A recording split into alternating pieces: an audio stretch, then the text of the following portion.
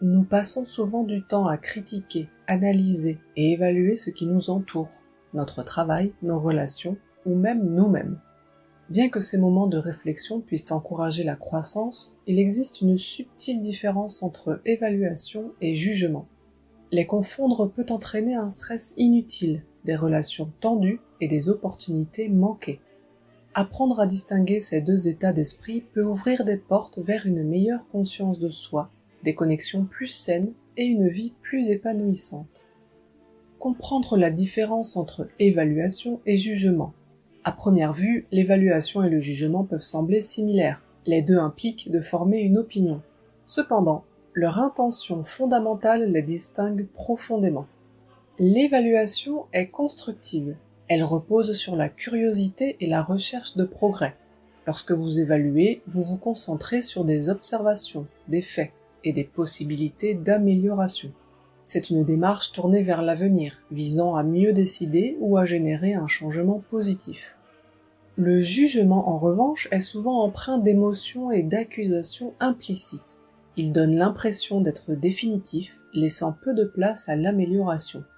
Là où le jugement ferme des portes, l'évaluation les ouvre. Voici un exemple pour illustrer cette différence. Imaginez que vous réfléchissez à une présentation que vous venez de faire. Une évaluation pourrait ressembler à « Le public n'a pas semblé engagé à ce moment précis. Comment pourrais-je améliorer ma prestation la prochaine fois ?» Un jugement, en revanche, dirait « Je suis un mauvais orateur, je n'y arriverai jamais. » Vous saisissez la nuance. L'un invite aux possibilités, tandis que l'autre les étouffe. Pourquoi juger ?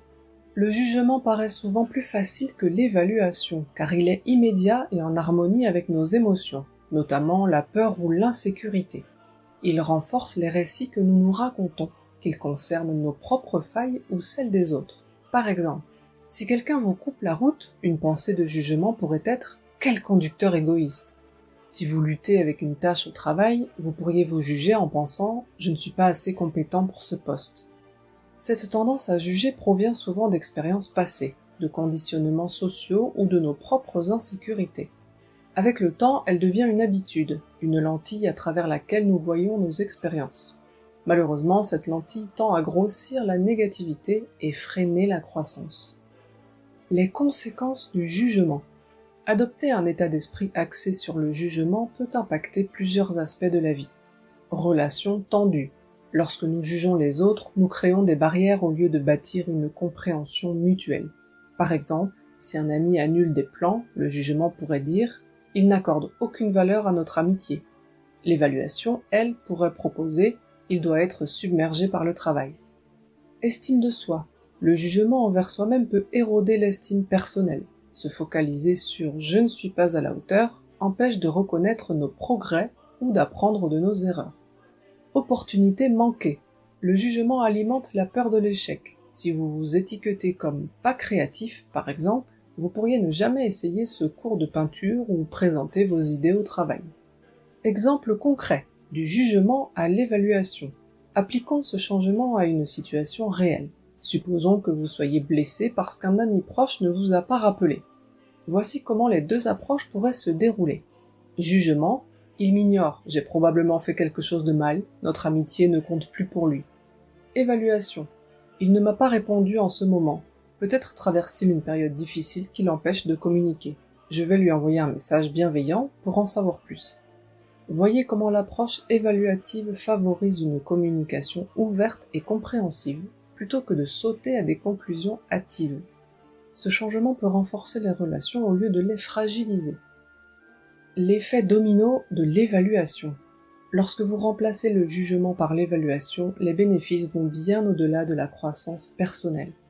Vous remarquerez probablement des relations améliorées, une plus grande estime de soi, et la capacité de gérer les défis avec résilience. Choisir l'évaluation, c'est s'offrir à soi-même et aux autres la possibilité de grandir.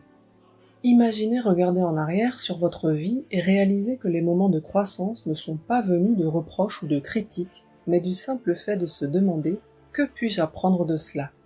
Ce léger changement de perspective peut transformer non seulement la façon dont vous voyez le monde, mais aussi votre façon de vous y investir. Allez de l'avant. La prochaine fois que vous vous surprenez à être trop critique, arrêtez-vous et réfléchissez. Pouvez-vous reformuler la situation comme une opportunité d'évaluation plutôt que de jugement? Soyez patient avec vous-même en développant cette habitude. C'est une compétence, et comme toute compétence, elle demande du temps. Rappelez-vous, le but n'est pas la perfection, c'est le progrès. Et en choisissant l'évaluation plutôt que le jugement, vous choisissez la croissance au lieu de la stagnation, la compréhension au lieu du reproche, et les possibilités au lieu des limitations. Chaque pas en avant, aussi petit soit-il, est une victoire à célébrer